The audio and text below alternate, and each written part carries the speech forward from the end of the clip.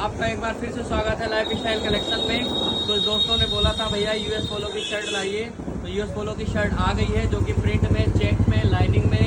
आप देखिए, ये देखिए यूएस पोलो की शर्ट जो कि ये प्रिंट में है, और ये देखिए यूएस पोलो की चेक में। एक बार चेक देखिए भैया, ग्रीन चेक पे है, ये छोटी सी लिनन कपड़े में है। और ये देखिए एक लाइनिंग यूएस पोलो की है, लिनन पे लाइनिंग है। और एक ये भी यूएस पोलो की है चेक। इन सबकी साइज है एम, एल, एक्सएल और डबल एक्सएल। डबल एक्सएल तक मिलेगी। और ये दो लाइनिंग है आपकी मुफ्ती, ये दो मुफ्ती मिल जाएगी। ये मुफ्ती ब्रांड है, ये भी लिनन कपड़े पे है।